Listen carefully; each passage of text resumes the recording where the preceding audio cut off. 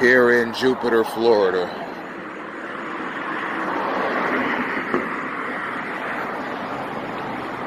We're right in front of the town of Jupiter water treatment facility at 17403 Central Boulevard.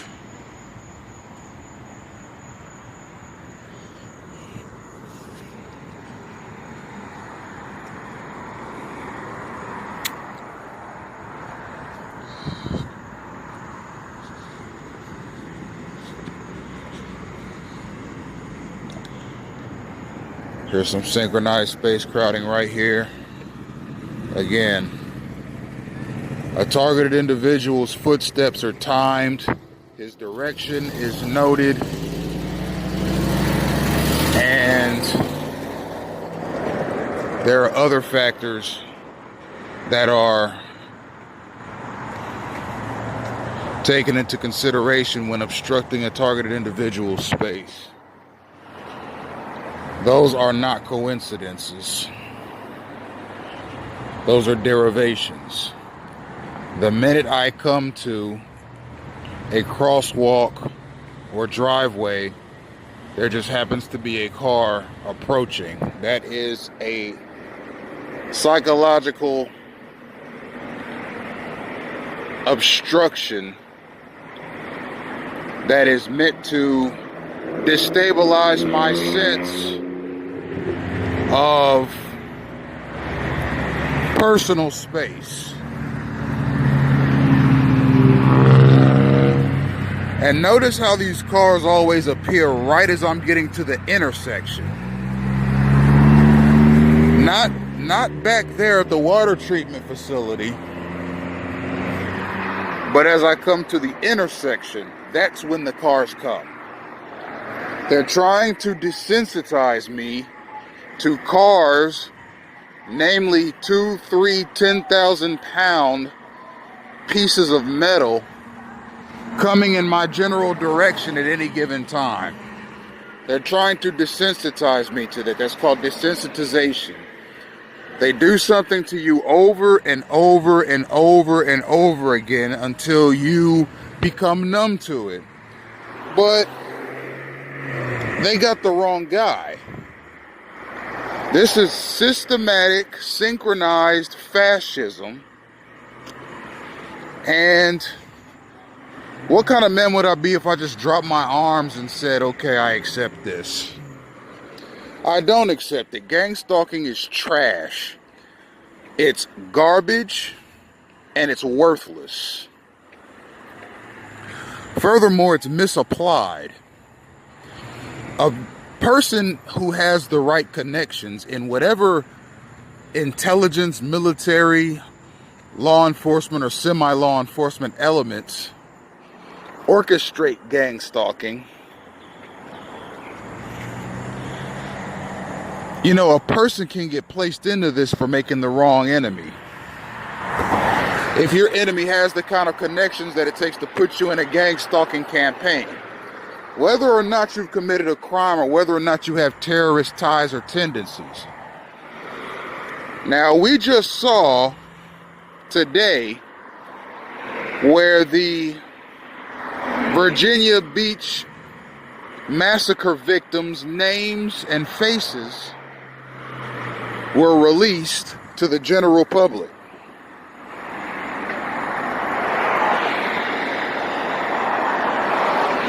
In what world, and mind you, gang stalking is allegedly a post 9/11 crime/terrorism prevention program. It's meant to make a person terrified to be terrified to commit any sort of a crime or terrorist action.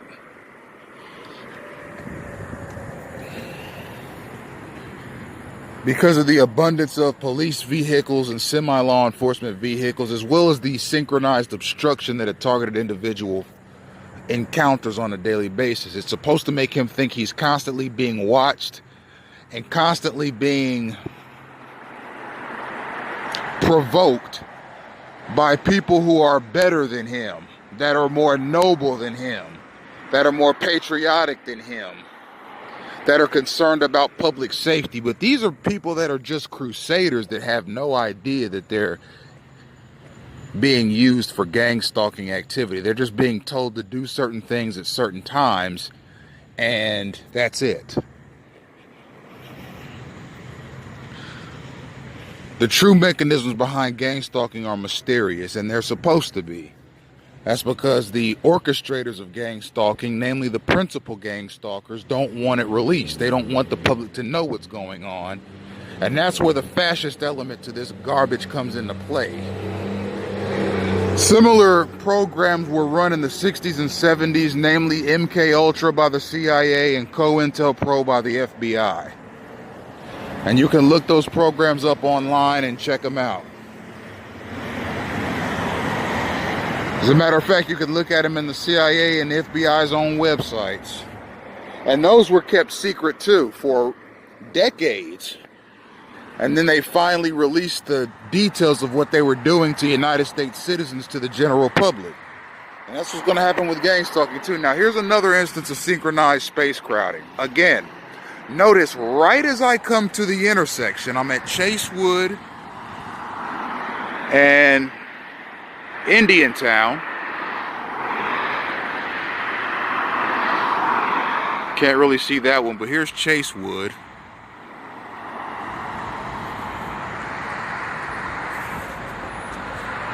Chasewood and Indiantown. Right as I get to the intersection, that white van swerved over in front of me.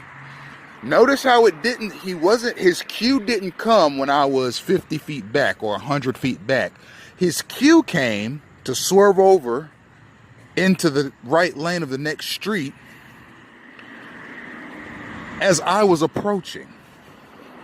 That's the thing about gang stalking. It's made to provoke you as personally as possible. If that truck or that van had taken a cue when I was further back, it would have been impersonal. I could have just written it off as just another car driving down the street. But that's not what happened. As soon as I got to that intersection of Indiantown and Chasewood, that van swerved right over in front of me as soon as I got to the intersection. And we've seen that a couple of times previously. Those are not coincidences, ladies and gentlemen. If something like that happens to you, to the point where it's no longer believable that those are coincidences, they're not. They're derivations.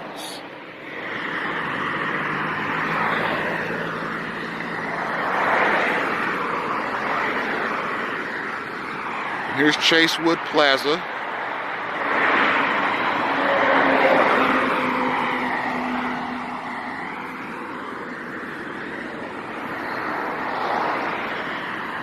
That is called synchronized obstruction of movement. And that was a derivation. That was not a coincidence or just a person that just happened to be where I was. That is a gang stalking tactic. And it is meant to crowd my space and provoke me and annoy me to no end.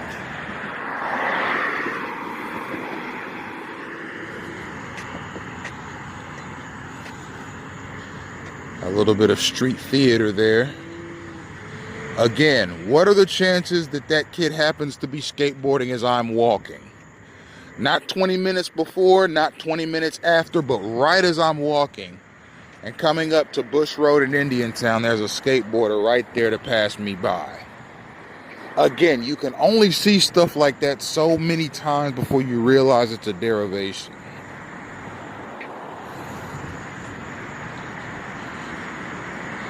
And here's another example of what I'm talking about. See, I'm coming to an intersection, Bush Road in Indiantown, and there's a car coming.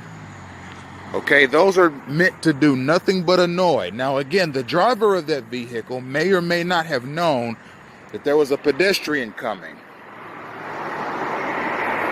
But the principal gang stalkers, the one that gave that driver their cue, did know that a pedestrian was coming, namely me, A targeted individual is somebody that sees this stuff all the time, and it's trash. It does nothing to prevent crime or terrorism, and they misapply it. Okay? How many terrorist acts have we seen in the past, we'll just say 10 years, since 2010? We've seen several. We've seen mass stabbings in Minnesota. We've seen the Sandy Hook, we saw the theater shooting in Aurora, Colorado. We saw the killing in mass killing in Chardon, Ohio. We saw the Sandy Hook massacre. Okay? We saw the Boston bombings. We saw the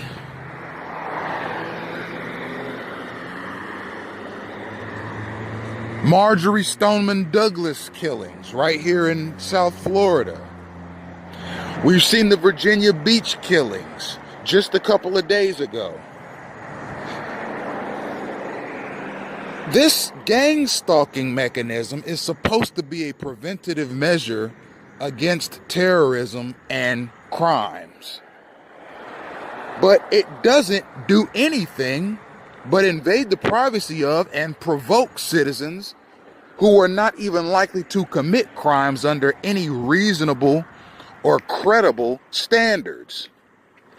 Meanwhile, hundreds of people right here in the United States are getting killed left and right by real terrorists, psychopaths, and murderers that should have been watched a little more closely themselves. You see, this gang stalking thing doesn't prevent anything. It doesn't impede anything except a person's movements when they're trying to walk down the sidewalk. It's a post 9/11 program. Okay, more synchronized space crowding. Again, I come to an intersection, there just happens to be something or someone coming to cut me off. That is synchronized obstruction of movement.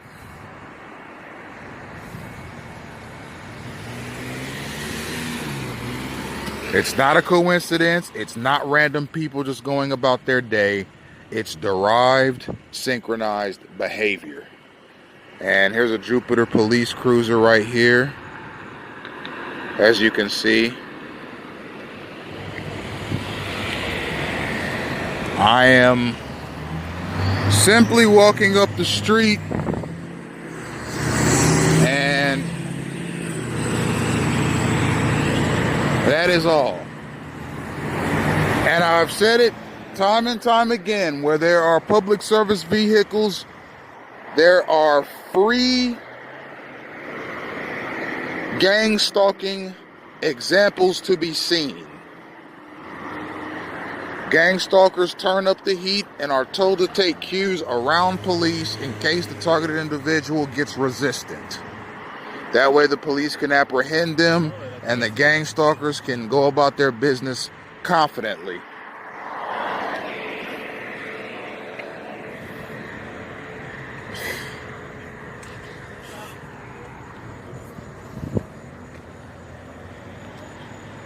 I'll say it again. When you see something happen enough in a specified period of time, they at some point cease to become coincidences but derivations. And that's what I'm experiencing, is derivations.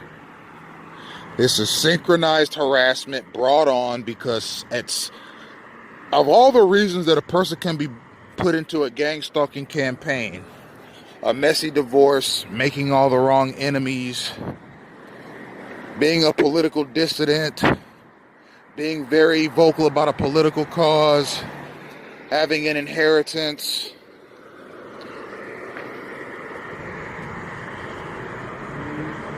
etc., etc. And there are several. The two that seem to apply to me is making the wrong enemy and having an inheritance. I have made several enemies in my life, and I was told back in October of 2018 that I had an inheritance through my maternal grandfather, who left it to me through my maternal grandmother. My maternal grandfather has since passed away. He passed away in 2005 at the age of 86. And my grandmother is still alive and kicking at 91 years old. She'll be 92 in July. Excuse me, she's 92 now and will be 93 in July. And she's in phenomenal shape for a woman in her age. And I wish her the best of health and a long life. As I do anybody, I'm not the kind of person that wishes ill or anything like that on anyone else. I'm too busy focusing on my daily movements, my personal disposition, and my own routine to be sitting around wishing harm on other people. That's just not me. It's not my style. It's not my program. And I've just never been that way. I have enough going on with myself and enough to do with myself than to sit around and contemplate horrible things happening to other people. That's just not me.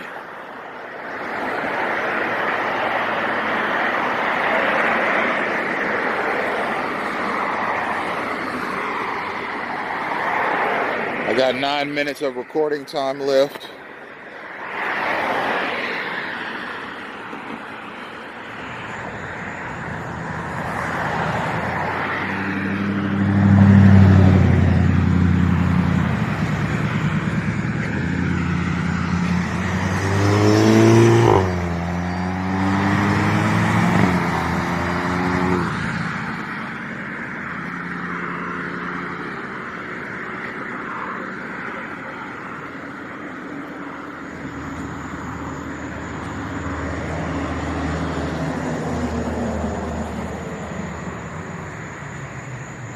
I wanted to get the Jupiter police vehicle on camera back there to illustrate that an abundance of public service vehicles up to and including police vehicles are something that a targeted individual sees often. Now, why?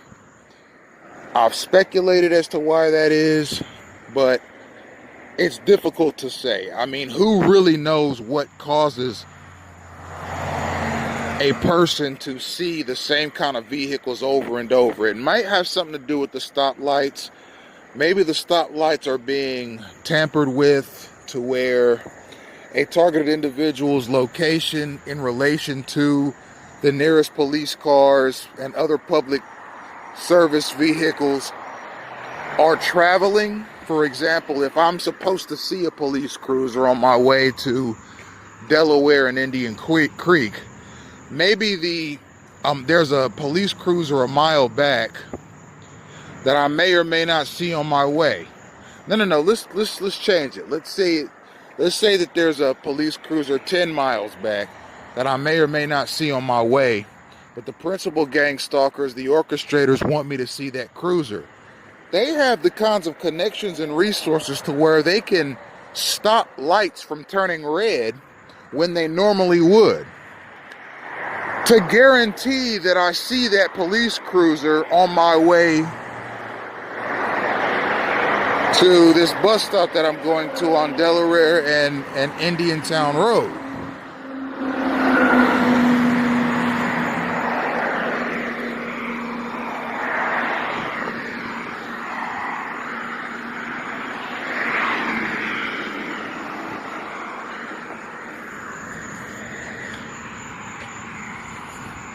Or on the flip side, if I'm not supposed to see a police cruiser or a vehicle of any kind, public or non-public, the principal gang stalkers have the resources, the connections, and the technology to turn more lights red for those vehicles and keep them red for longer periods of time than they normally would, to guarantee that I get to my destination before seeing those vehicles. You see, so they can manipulate red lights, they can manipulate stoplights, and make it so that you will likely see a vehicle or you will not likely see a vehicle based on whether or not they want you to see a particular vehicle.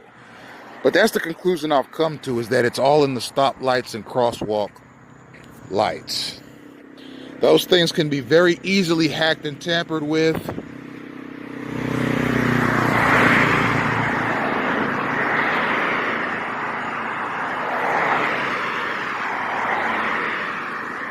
And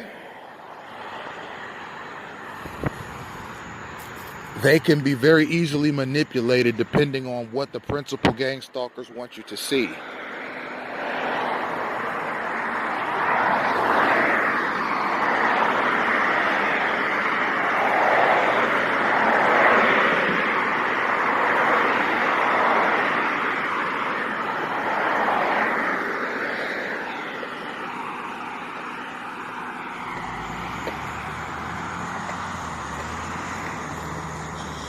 Those are synchronized as well. It's not just people cutting in front of me, it's people swerving in behind me as well. Right as I get to an intersection. Notice that? It's happened 5 times since I've started walking. And I'd say it's not even been 2 miles. But notice how these cars always seem to need to make a turn in my immediate vicinity as soon as I get to an intersection. Not 5 minutes before, not 5 minutes after, but right as I get to an intersection, somebody has to come and cut me off. That's too close for comfort. These are vehicles that are several tons in weight, and they're swerving in front of me and behind me with reckless abandon in a synchronized, obstructive manner.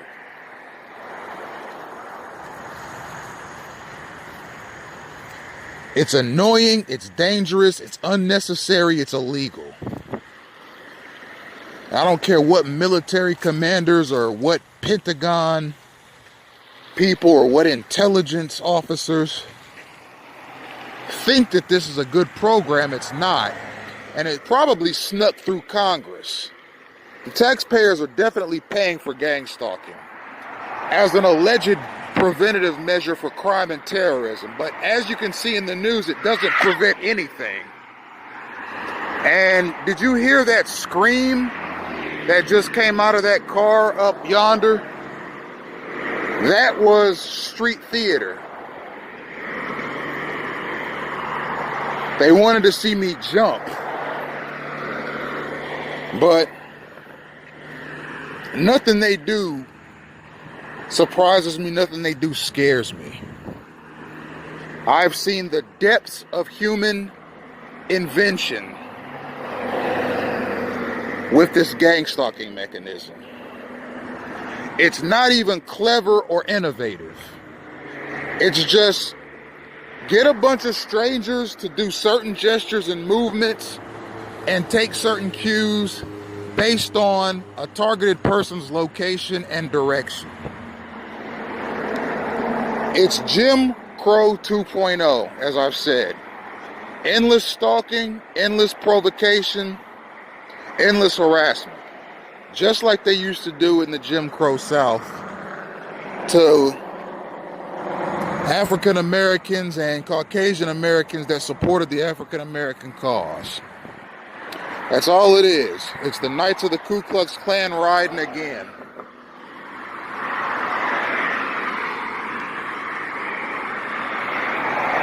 Now, about that scream you just heard, I'm I'm going to tell you something about that. That was synchronized. Because again, what are the chances that that person felt the need to scream at me? Or as they drove past me? As opposed to a mile back or a mile ahead. But right as they got past me, they screamed. That's synchronized. They were taking some kind of a cue.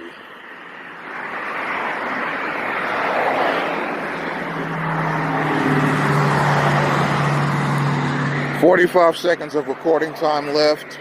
I'm almost at my destination at Indiantown and Delaware Road.